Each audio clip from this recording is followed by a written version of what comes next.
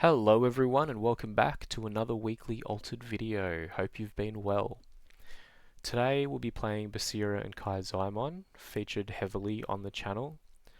But we are going to be doing something a little bit different with the deck tech. We're going to be building and playing a commons only list in the hope that it imparts some form of wisdom onto those who wish to do the same.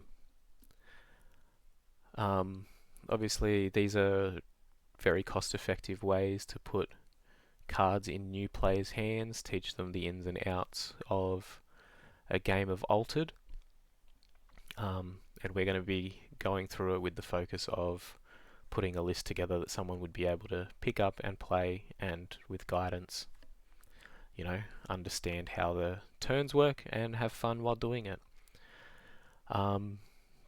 There's a couple of key considerations to make when dealing with the reduced card pool, because we don't have access to the color shifted and rarity shifted cards, plus obviously all of our uniques, and a couple considerations to make for how we're going to introduce someone to the game and have them enjoy this game. We are going to stick to 3 ofs only, so that gives us 13 different cards that we're going to be putting in the deck. So 3 times 13 is 39. And we're going to focus on cards that are good on their own, simple enough to understand how they play. A couple of the ones I'm thinking of are actually featured here, so Leviathan Spotter, obviously good if you build around it, but reliant on you having certain cards in hand in order to get his effect, and one like Jumping Frog as well. So obviously when you pass first, gaining a boost can be strong, but a new player might not understand why passing first would create a decision point to consider. So we're going to focus on playing cards that are good on their own, and having enough of them that a person, if they were to shuffle up and play, would see them hopefully more than once over a game or two. One ofs, I think, have their place in the list, one ofs and two ofs, but that gets into more of the maths on how often you want to see a card and when, and how strongly you have to consider putting it into mana. And we're just going to avoid that. When teaching new players and building these common only decks, I focused on ensuring that there were sufficient forms of interaction in these lists. In particular, removal and sabotage are very important. Things like card draw, if we can find ways to fit them in, also very important, and obviously looking for effects that interact with our hero on a consistent basis. The good thing about it, obviously I've played a lot of Basira, so we know what those kind of cards would be, and I suppose we'll kick it off from there. I think we'll start with the common staples for the list, try and fit in all of those things I mentioned already, card draw, boosts, interaction, and see how many spots we have left over. To that effect, the first cards I'm going to look at are our 3 copies of Wingsuit Jumper, 3 copies of Haven Seringar, so 6 draw spells, obviously very good. We'll probably try and find a few spots in there as well for cards that resupply, so that we can showcase how important that effect can be. Putting cards straight into reserve, very important. We're going to avoid things like exhaust in favour of the hard removal of sabotage, and we are also going to avoid cards like Geyser, so returning cards to our opponent's hand, giving them a chance to play. just as a way to keep it consistent. We've got our 3 copies of Haven Bouncer. I'm going to choose these ones over the Bravos Pendikar, I think. Like I said, you want to keep your cards consistent, know what you get out of them, and if you don't have ways to add boosts to that little guy, he doesn't really do anything, and we don't want people to sit there and be like, I play this card, and then not be able to do the thing with it. And then for removal, we're looking for copies of Duel of Grit. I think that gets the nod over cards like Mana Eruption or Intimidation, purely because those decision points can be a little bit more complex. Sometimes they're what you want to do, sometimes not.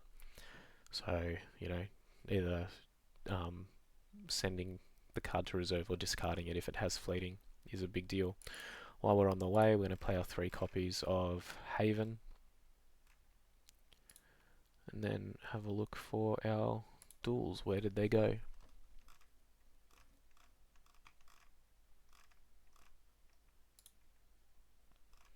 Must have been on the first page. Already off to a good start. 1, 2, 3. I'm going to chuck those ones in there. Now, this card serves a slightly different purpose to what it does in our full-powered list. In that list, it's more about punching through, finding small windows to get rid of just enough power to flip an expedition. And in this one, it's more to teach the power of removal, and as such, we're going to find ways to include some slightly higher costed creatures as well. I think Fire Rabbit and Arcolano Milks are also good ones. They sort of serve the same purpose, illustrate how going down a card now can impact a board greatly. And this one also has a kind of cool interaction, I suppose, with the Haven Serengar, in that playing it out, you get the card now. However, sort of runs counter a little bit to what I said before, where keeping the cards good on their own and not dependent on interactions does matter. But both of these cards are suitably strong on their own. We don't have access to the rare Tiny Djinn, but with our extra common slots, we can recreate him in the aggregate. So this little guy is going to get a nod. We have to buy an extra copy of that. Oh no. And in order to help him, we're actually going to run a full suite of Helping Hands and Rages as well. So giving out boosts, obviously the main objective of this game, of this deck, sorry. And we've got 9 slots left to play with. So we're going to drop in Tolarian Skaters for 1.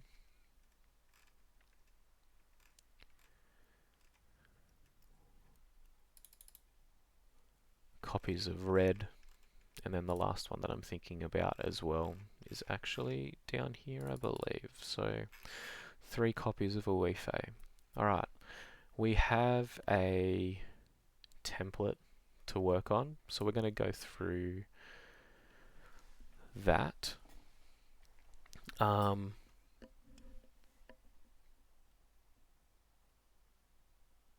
so we have here a lot of ways to play out early, some ways to keep cards around as well, with removing the fleeting with Helping Hand and Uefe. So in our regular list, we're probably running 3 copies of or 4 copies of this effect, but we're up to 6, purely because we're going to hope to keep stuff around a little bit more often. When we're running rares, we have more options for keeping things around that are powerful. So what it is that we're keeping around is a little bit more impactful here. If we can keep a skater or a red around for a few turns, our haven bounces as well, that can be our way to impact the game. And we've got our copies of sabotage, draw, and removal in there. I think this list is pretty good for now. I've probably not explained everything very well, but I suppose we'll jump right in. Alright, see you in a second. Alright, sorry everyone, I am jumping in once again just before we get into the games. I think there was something important that I needed to mention before we started, and I suppose that's mostly the concept of floor raisers versus ceiling raisers. When building these common only decks, I think you are better off focusing on trying to find floor raisers, and what I mean by that is cards that either make your deck more consistent, so versions of redundancy, in having our 6 copies of Helping Hand, and consistency. So in this list we've got 3, 6, 9, 12, 15, 21, 24 ways to trigger Basira and Kaizaimon. If I'm playing the commons and rares, I would assume, without having looked at my own list, that number would actually be somewhat lower. That is because the cards I'm replacing those ways to trigger Basira with are inherently more powerful, and as such raise the ceiling of what the deck can do. So for an example, common Tiny Djinn versus rare Tiny Djinn is a good one to look at. The rare Tiny Djinn obviously costing 1 from hand and having ways to boost it if you can trigger Basira and target it on the way in, it becomes a lot easier to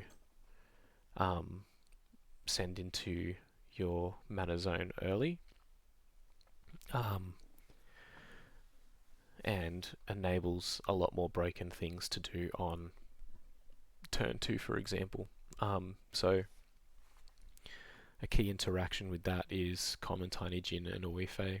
This interaction here costs 4 mana, can't do it on turn 1. If you have a rare Tiny Djinn, you can do it turn 1. Access to 5 mana next turn can be very powerful. Obviously you just start off, you can drop the Oife in, so cool interaction.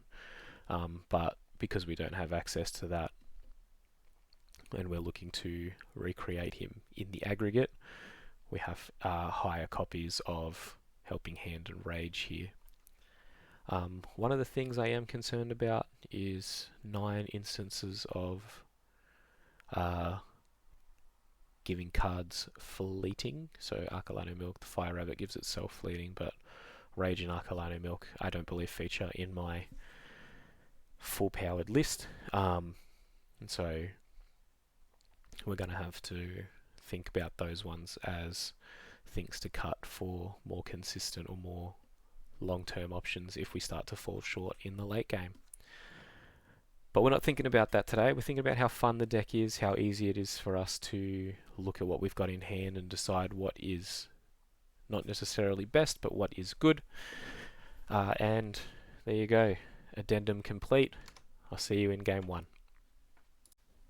Alright, and here we are with game 1 of our commons only Basira and Kaizaimon. Let's see if we can snag a win. We're playing first, and we're up against Kojo and Buddha. It is, I suppose, good to note that we are coming off of the back of the Altered World Championships. So, you know, here's hoping that our opponent is dropping a powerful list on us so we can see exactly what's come out of there. I believe Kojo and Buddha actually won that championship, so grats to them. Their consolation prize here is playing a Bravos mirror matchup. Funny thing happened in our opening hand. We've actually got the copy of Tiny Jin and a Wei-Fei.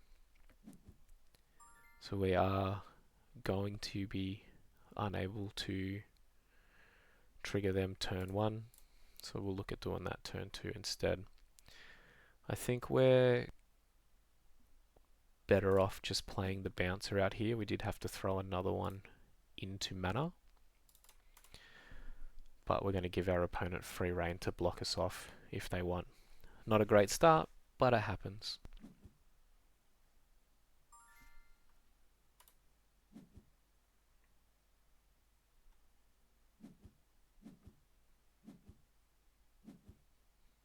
Alrighty, our opponent's dropping a Skadi out. We can actually block that off with Tiny Jin and Oefe if they play it out to exhaust our bouncer.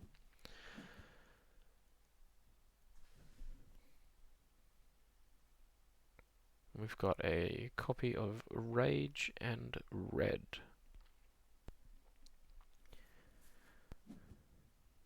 I think being relatively flush with creatures, we will keep the red around. I'll keep the Rage around. Try and see what our opponent wants to do.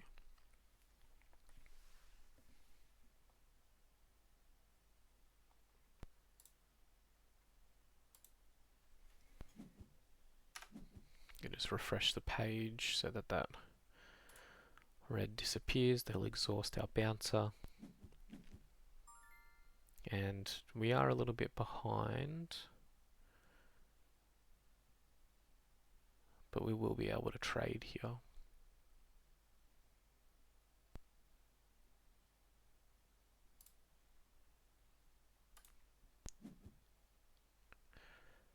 I think we're better off using the Rage because we have a valid target for it, which we might not, and the Oefe can actually recur the bouncer, accruing us a little bit of card advantage here, or at least getting another run out of the bouncer in future turns.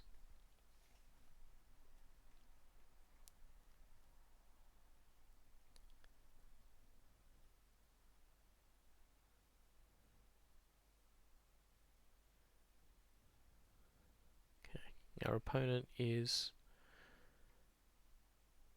deliberating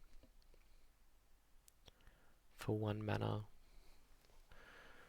I suppose they could have a Tiny Jin, a Fire Rabbit, or a copy of Helping Hand potentially.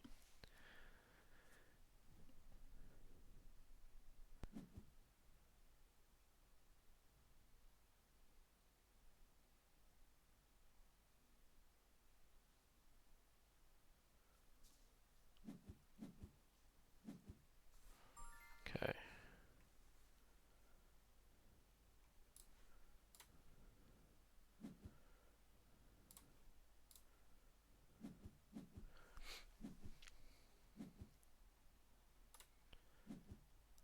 Alright.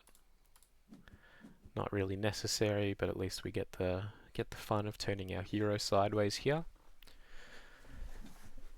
Highly recommended. Using your heroes can be very fun. 1 behind, but we are ahead on mana. We'll have 6 next turn.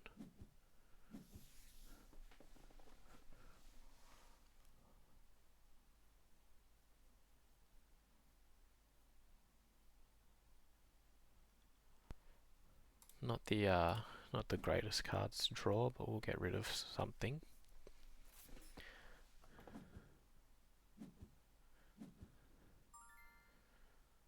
We're really just going to be looking to trade 1 for 1 here.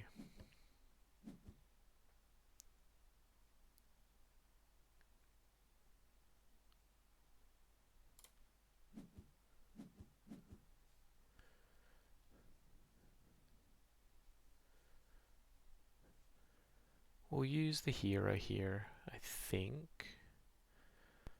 Not going to be that big a deal. We don't actually have any options, and our next step is, no matter what, going to be to scout a Weefei out and keep the bouncer and her in reserve.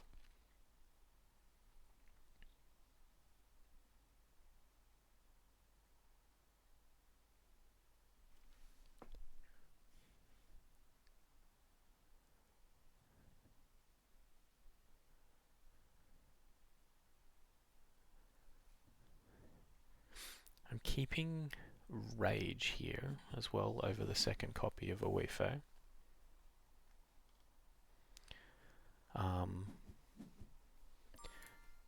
Purely in the hopes that if we draw a Haven Seringar, we can draw the extra card straight away. Could see a Duel of Grit out of our opponent here. But if we were a new player, we wouldn't know that.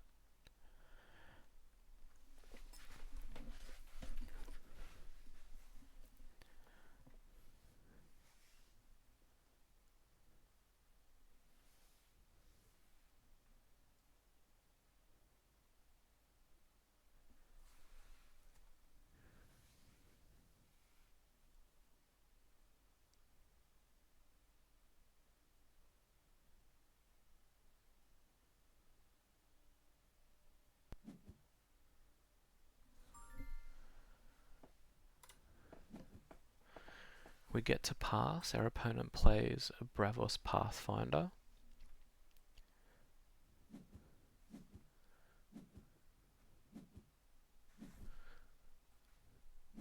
And, wow, look at that.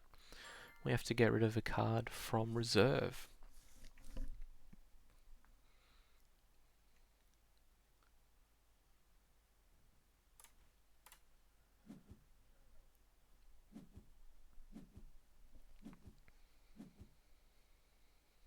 Alright, got a couple of choices. Arcolano, Milk and Rage, both good with our little guy here. And after reading our cards, we are going to look up and consider the terrain markers that we're on at the moment.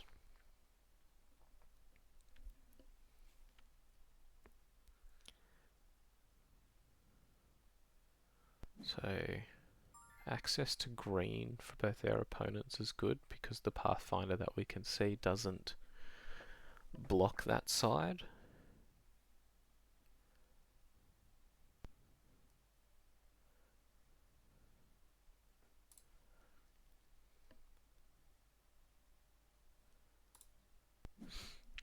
And access to brown on the hero side looks good for us.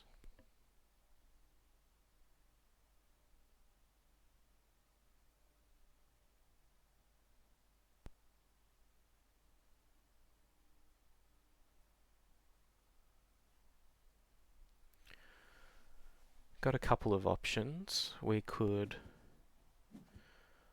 Arcolano, Milk, Tiny Gin, Bouncer, or we could Tiny Gin, a Weefei. And I think we're going to go for that to see what it is that our opponent wants to get done.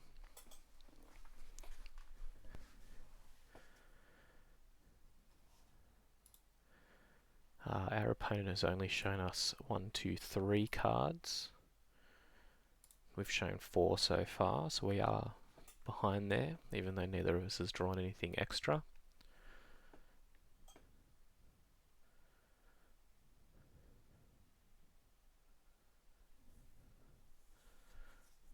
and we'll get to see what it is that they want to do.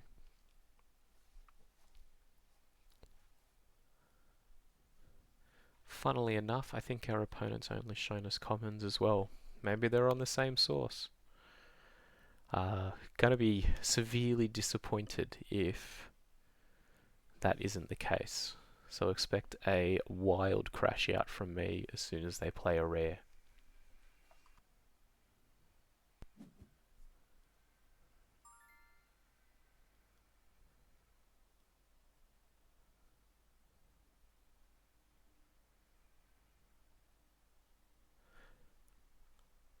Alright, so they've dropped a Mighty Djinn out on this side. Absolutely mad crash out. Seriously disappointed that they didn't have commons only, but we're going to stick to our plan of playing the Owife out. We get to boost our Tiny Djinn, and as a bonus, actually boost our Owife to block our opponent and also advance here. So we take a 2 for 0. Stoked with that.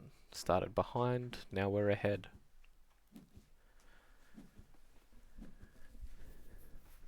Additionally, if our opponent doesn't want to put a card into the mana zone, we're going to be ahead there as well. Obviously card draw is a little bit of a problem, but we'll deal with that as it comes. 1, 2, 3, 4, 5, 6, 7. So we could Skater and Bouncer here and contest on 2 expeditions again.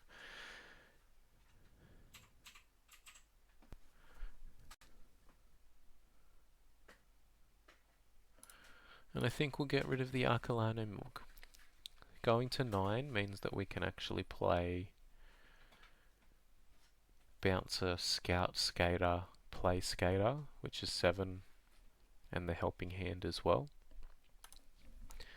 which is a lot of boost and what we're looking forward to.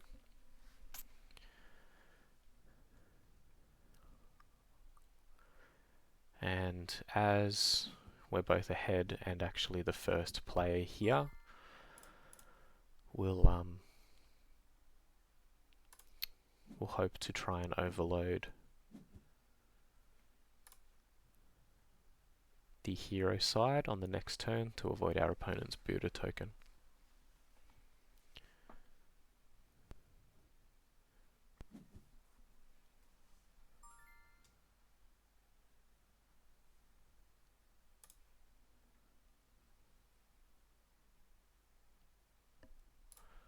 We'll drop the Helping Hand first, because we get another boost from our Skater. Like I was saying in the deck tech, redundancy and consistency is good, so finding consistent ways to gain a boost. 1, 2, 3, actually all 3 of our cards have provided us with a boost here.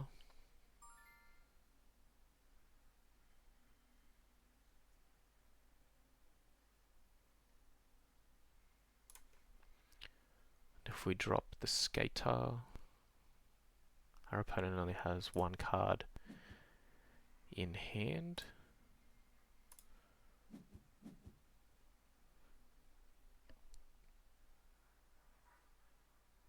Both of these dodge Duel of Grit, notably.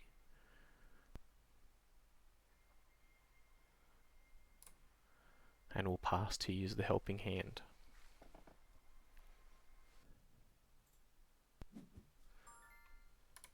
Alright. Holding the Helping Hand actually helped us out here. Did what it was asked to.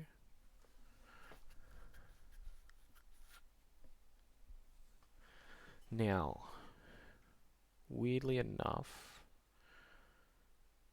to actually boost our opponent's Tiny Djinn, the difference between 9 and 10 mana for them is actually almost negligible.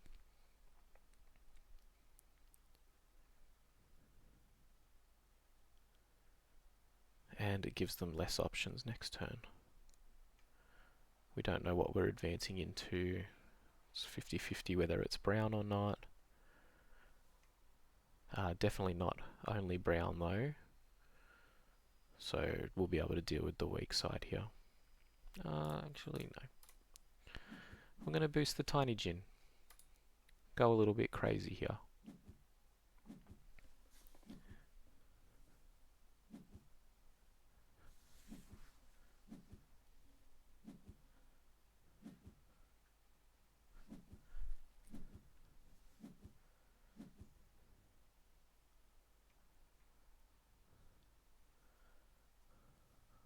Alrighty, this is almost Stone Cold Nuts. Got 2 cards that we can play in addition to our other cards in reserve. We do have to dodge Sabotage from our opponent. But we also get to pass the turn.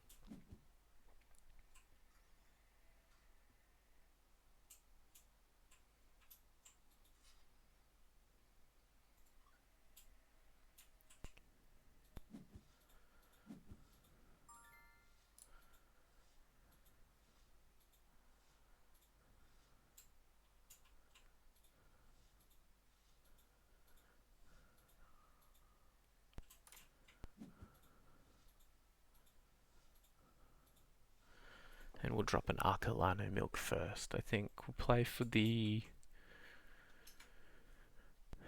maximum stats that we can, which will be to drop the Serengar, Bouncer, Tolarian Skater in that order. And see if we can break our opponent's ankles in figuring out which expedition it is that we want to win.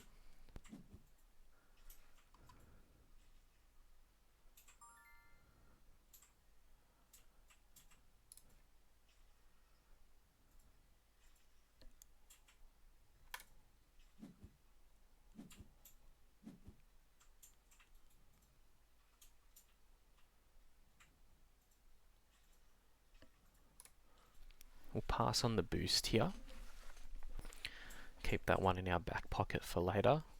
And I think, having seen 2 cards of our opponent's hand, we can safely assess that we've actually dodged Sabotage here as well.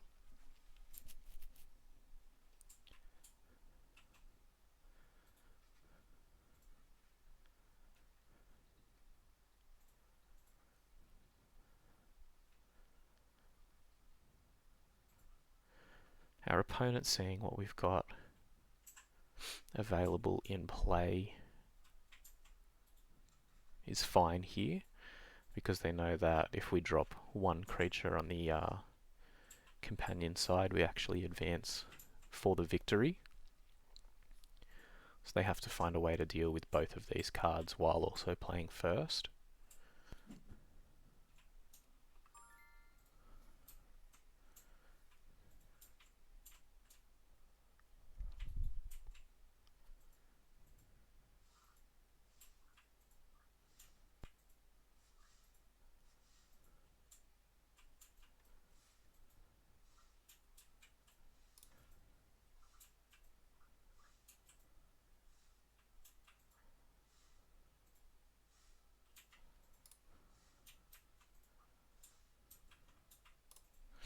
And we'll drop the bouncer second, like we said. Keeping the extra boost from the skater in hand, we should be able to flip at least one of these expeditions, depending on what the last card they have is. Unless they've been extraordinarily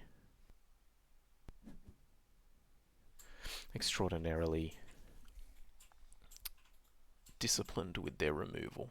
Sorry. And we're back with game 2. Basira Kaizaimon, commons only, you know the drill. Took a bit of a brain break for that one after game 1, and by which I mean I worked all day, came home, playing some games at the end here. And I gotta say, after that first one was a win, not really too fussed. Pretty stoked with that one, but we'll see if we can keep the streak going. I like Tiny Jin and either one of milk or fire rabbit here. Haven bouncer might be good as well. I think it's either two of these three. We'll keep the milk around because it's an extra boost for something later on.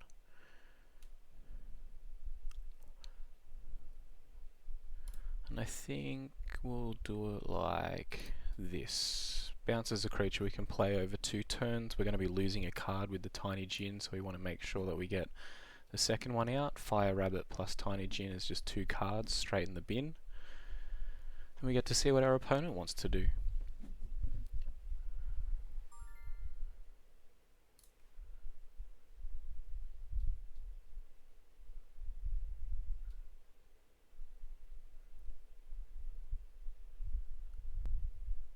Alright, I think we'll drop the milk out against the Buddha token here. And if they play something out on that side, we can always beat the Tiny Djinn. Are they going to go 3 1-drops? I highly doubt it. So we'll drop the Djinn in here, give it a boost. And hopefully they won't play anything else out.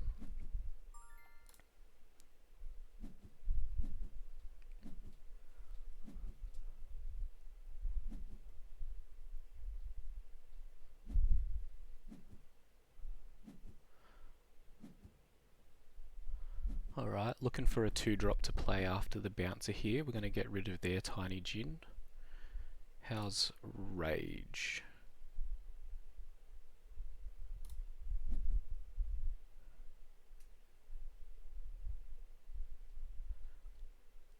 Losing out on the card advantage if we have to Rage the bouncer here. Not going to get a second repeat of that one. So I think what we'll do is just get rid of that Tiny Djinn.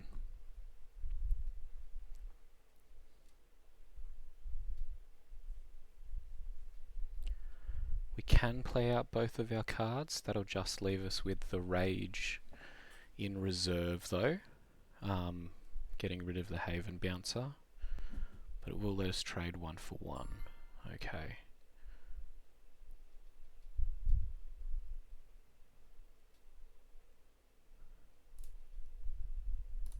We'll drop the milk out on the hero side.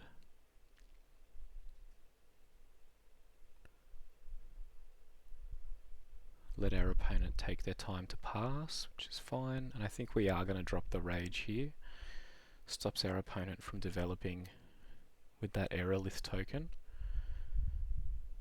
Going down a card to advance here. Going to look good when we've got the milk out.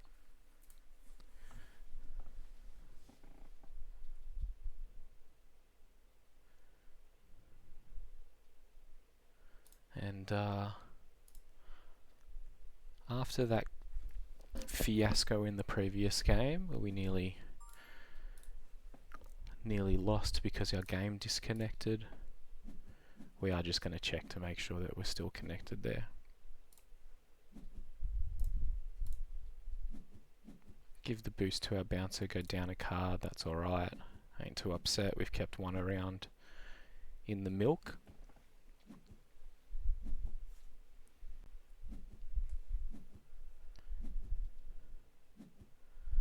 We'll have to see.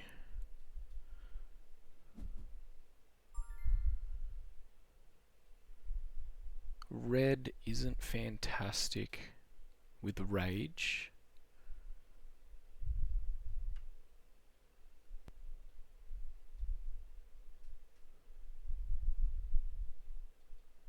Two, 3, 4, 5. We can block Priya on this side. Obviously with the Buddha token that's also a bit rough. They've got a hare. So they'll get their Buddha token next turn as well.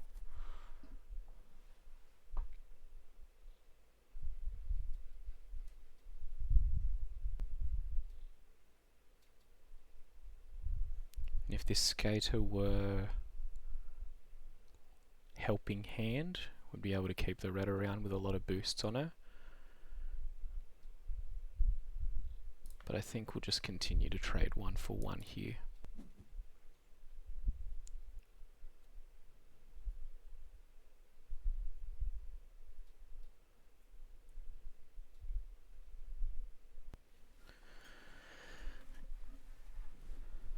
We are going to have to get rid of something at a reserve like this though.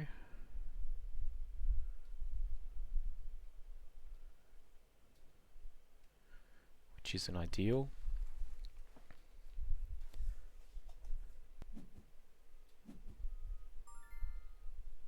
Interesting choice. But we can use...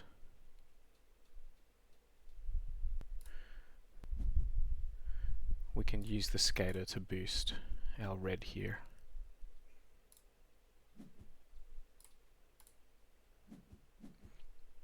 So should be good next turn. Skater also looks good. We'll get rid of the rage because we've got 2 creatures with fleeting. If we draw a creature, that'll be fine. But at least we've got something to do.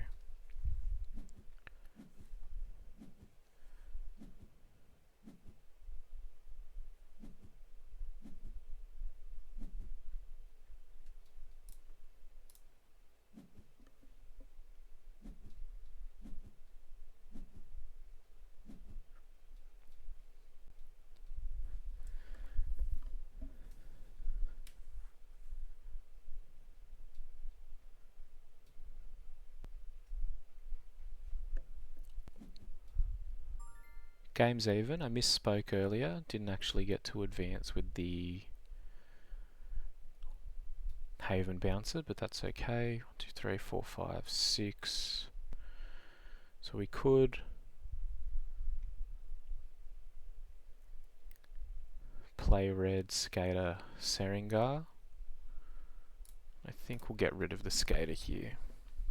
There's something to do. Not going to be able to play out all of our creatures, but that's fine. They've only got 1 more thing in hand.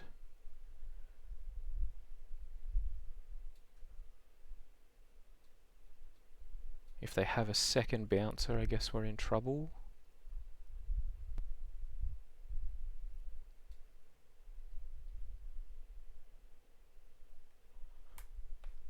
So I guess what we can do is play out the skater first and give her a boost. We'll pass on the Basira because we're always going to have a chance to do something with it.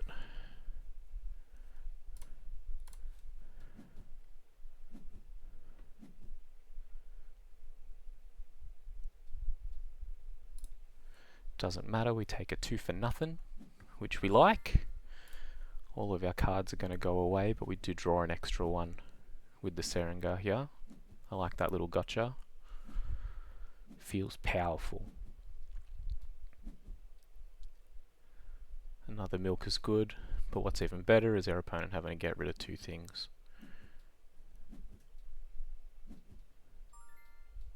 Oh, that's rough. Alright. That's okay, this is the time for it, I suppose. We'll give up a double advance.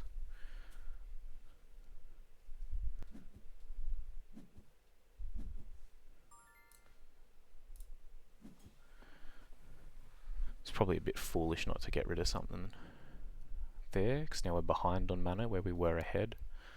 At least staying even would have been fine, but because our deck's pretty low to the ground, we've got a pretty good shot at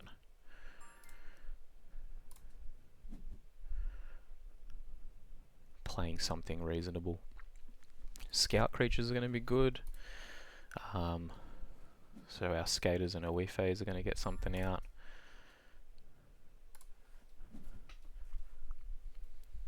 We are going to give up the double that we just won, which is sad. Probably could have easily contested here. But we're set up for next turn at least.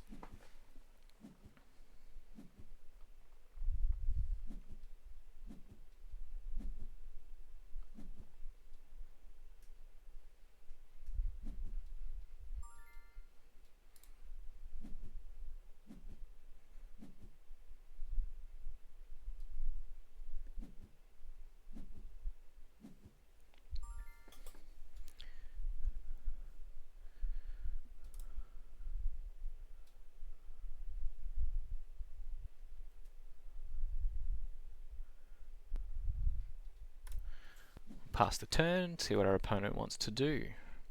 We've got a way to put 2 boosts on the Serengar.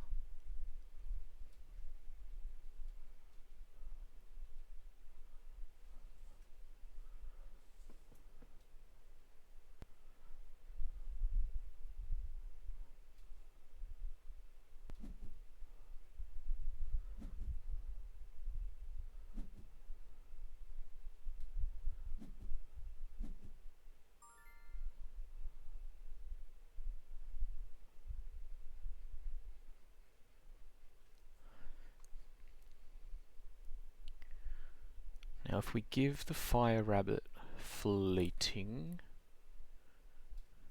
we can get 2 boosts on the Serengar and advance anyway.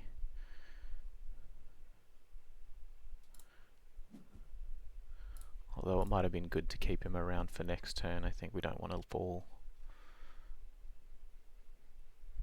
too far behind.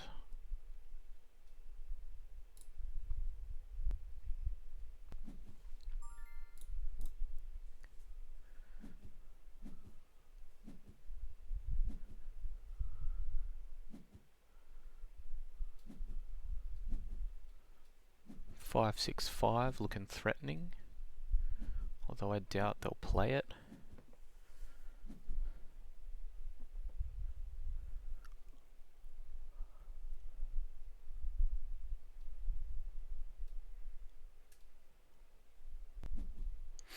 The wingsuits don't play well with Arcolano Milk. Probably a good lesson to teach our opponent. Oh, not our opponent. Our new players.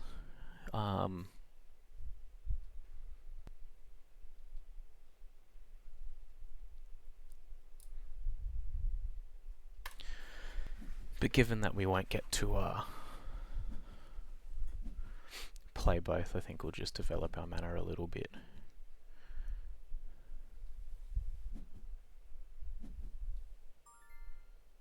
Alright, what can we... I don't think we're going to be able to get it done here.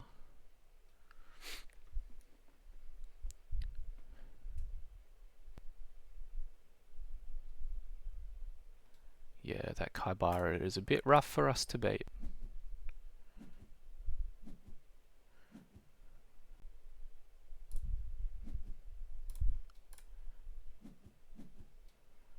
That's okay. Getting beat by uniques ain't too big a deal. We'll just leave it be.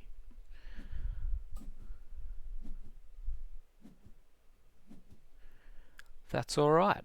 Happens. Kojo and Buddha had a decent one. Tiny Jin wouldn't have done anything either. We're okay. On to the next one. Had a fun one. Welcome back. Game 3. You know the drill. So too do those error messages that we get. But we're cool. Stuffed a little bit in the last game by that turn where we drew the 2 havens. But that's alright. Alright, we've got a lot of scout creatures here. I kind of like that with the Bravos Bastion. I think we'll get rid of those 2 and a skater.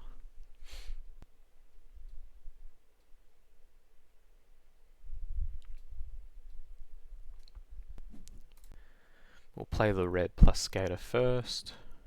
Good to use all of our mana. We'll see what our opponent wants to get done. We'll have some powerful stuff to do next turn.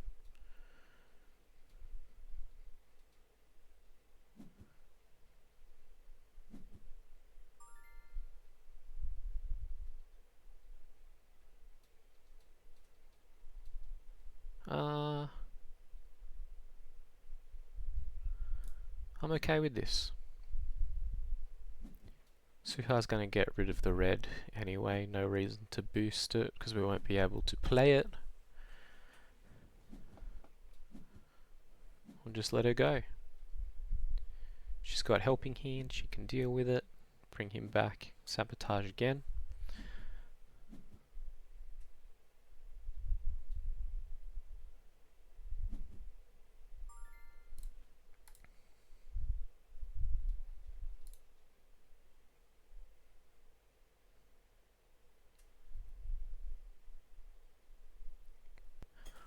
Alright, what can we get done here? We can Skater plus Rage. Keep the Bastion around. I think Uefe is a bit too far away from being useful to hold on. And we'll see.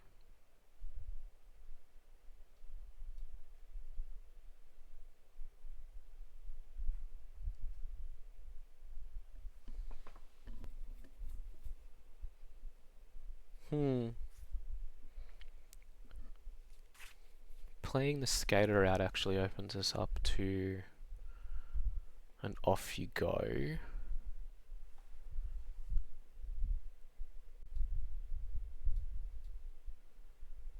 If they've got a magical training, they can probably find it anyway.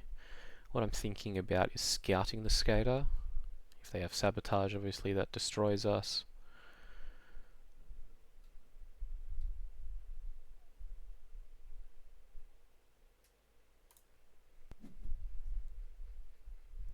But I think that's getting a bit too crazy here.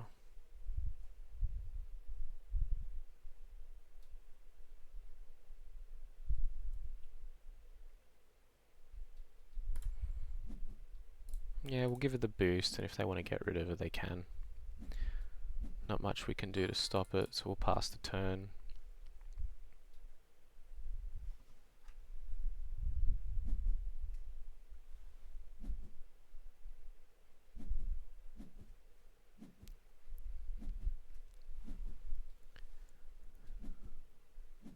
Successfully avoided the second sabotage there from Suha with the helping hand, which we're pretty happy with. This is too many rages, so we'll get rid of one of those. I think we'll just look to play out a Haven first. We've already seen Suha, which means they might be slightly less inclined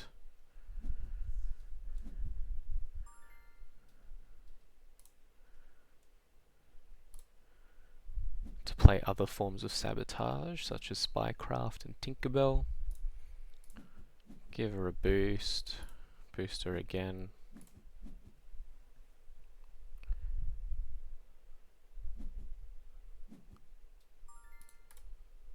Feel like this is just going to be the state of the game.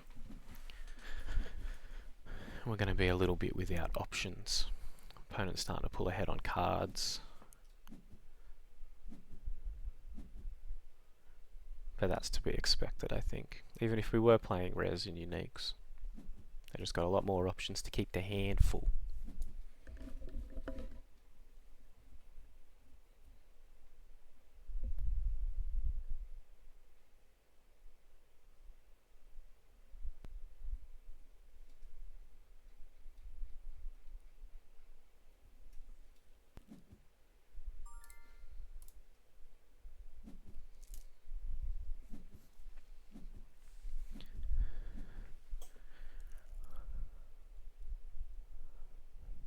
Alright, I think we're going to do it this time.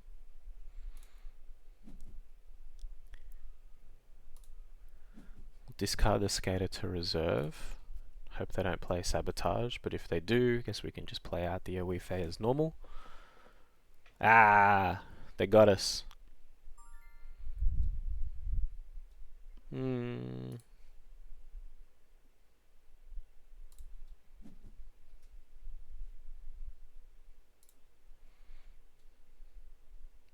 Maybe the milk would have been better there first.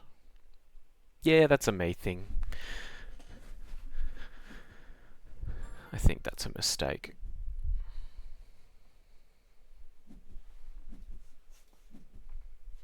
Playing the milk would have dodged that. Still would have tried to Skater and eaten the Rime Frost.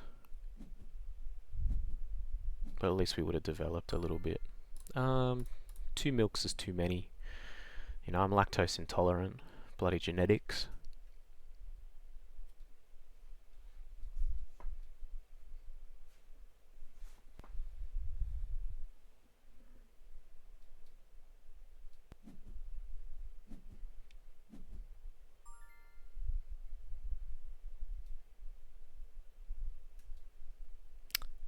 Do they have ways to exhaust 2 cards at 7 mana?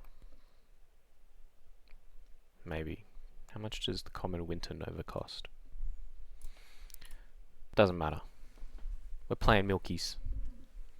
Slurp, slurp.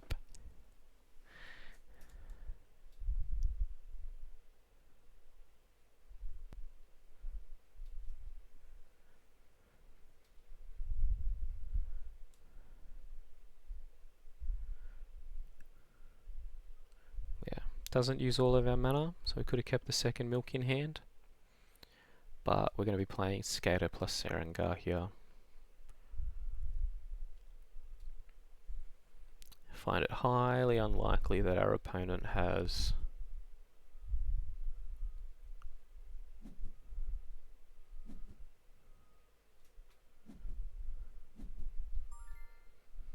hasn't got access to some form of removal.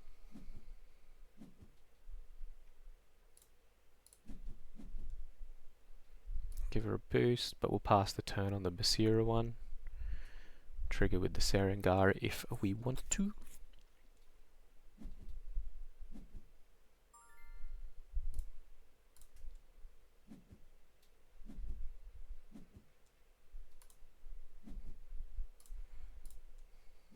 And we'll give him another boost.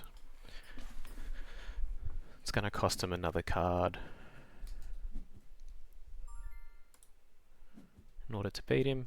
I guess we'll just trade 1 for 1 here. Maybe they'll sleight of hand, put something else in to keep that train going.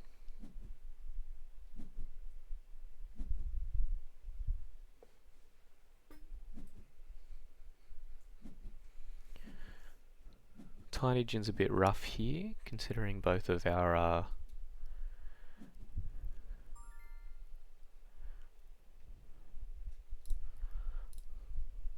we're going to get rid of the bouncer here for going interaction in order to play everything that we've got out. If they Rime Frost our Awife, yeah.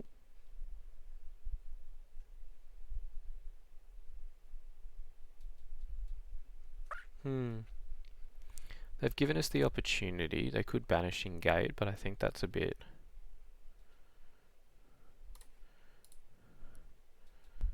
difficult to handle for them with the remaining mana. Gain an additional boost. Pass on that one, and we're going to pass on this too.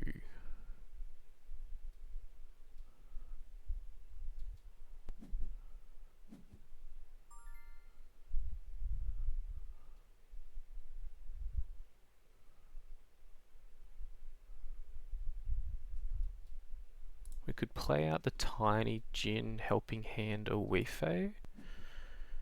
At least this blocks them from winning on that side. If they really want to contest here, we can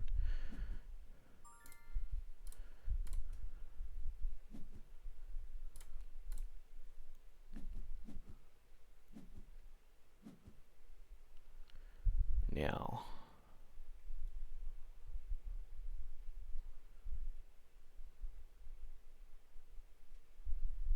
Do we boost the Tiny Jin is the question. 4 mana. They're going to have to find a way to win there. I think we just boost the Tiny Jin so that if they do nothing, at least we advance. Yeah, Beauty Sleep does it.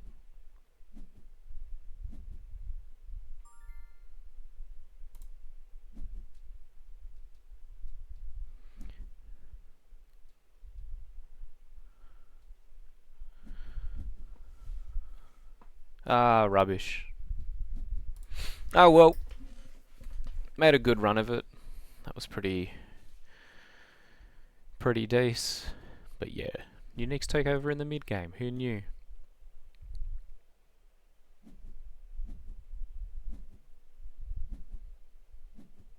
Oh well. GG to our opponent. There you go. Experiment done. I'm actually happy with how the deck flows, and I think against decks that would match it in power level, it would be a fun one to play. We'll cover all of that in the debrief though. See you there. And there you have it. 3 games done with our commons only list for Basira and Kaizaimon.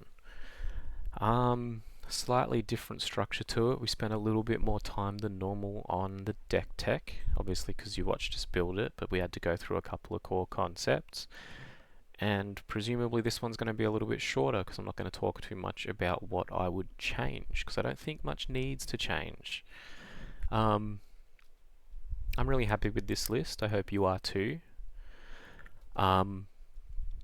It really simplifies the game down, keeps things flowing. I think one of the worst things you can do when introducing new players to a game is, introduce them to board states that can get confusing. I think people generally have a bit of trouble considering the way expeditions change each turn, which colours that you're thinking about, and how if there's a bit of a disparity between where you and your opponent are in the tumult, then cutting it down, bringing back a few of the more complex interactions of the game in at a later time is probably better. This deck flows well. Always get opportunities to play your cards. I actually, for once, enjoyed the feeling of having fewer cards in hand. It was a really fun experience for me playing that. It highlights the importance of sequencing, turn order, and how your cards can both help and hinder each other when played together, such as Arcolano Milk and the Seringa, or playing stuff out of reserve where the fact that your cards gain fleeting a second time doesn't really matter, but also how it can be dangerous to play them with other cards. Most notably, actually we saw it in the last game, or the second game there, I think, Wingsuit Jumper and Arcolano Milk, and how that doesn't give you the opportunity to draw a card at all. I think were I to talk to someone that was new after the game, watch them play, see how they go, whether they think about that, I would try and just share my enthusiasm for the game, just be like, hey look, how cool is it that we have this Wingsuit Jumper that plays from reserve, and we've got the helping hands in a Wii phase that keep it coming back out of there, so whoa, we can draw heaps of cards with just a few in hand. I'm really big about sharing your enthusiasm with new players and helping them develop a similar enthusiasm for the game. And hopefully this video sort of showed that, and how it's important to pull back and simplify the game a little bit. Really focus in on what it is that your hero does and showing how powerful they can be. And yeah, letting nature take its course from there. If someone's interested, if they have a good experience playing the game, and they know they have someone there that can they can share their journey with, they are that much more likely to want to come back, maybe invest, and then obviously anyone that's going around trying to teach people to play hopefully has 2 or 3 decks that they can try out with the rares and uniques in them as well, so they get a full taste of the game. I think we can do one more small thing, and we're just going to look at how much this deck would cost to put together on BGA. Obviously you add the extra €20 or $20 on top in order to get it printed, but if you've got the commons laying around you can build it without that. But if they wanted to play on BGA, they could do it for 6, 12, 17, 22, 27, 32, 37, 42, 47, 52, 58, 64, 70. So 3 times 70 is $2.10. Pretty easy way to get into the game, I must say. Obviously, I would recommend they don't play it on ladder unless they've got friends. But if someone else is also playing a deck that lives in that range of about $2 to build, you can build one for each of the colours. And we're probably going to do that. We'll jump back in, build a deck for another faction, probably looking at Axiom. I feel like that deck has a very strong identity in its permanence that you can build around, and playing from reserve. So yeah, you'll probably see another one of these in the future. Hope it was good, hope it was informative. I will see you next week. Love your work.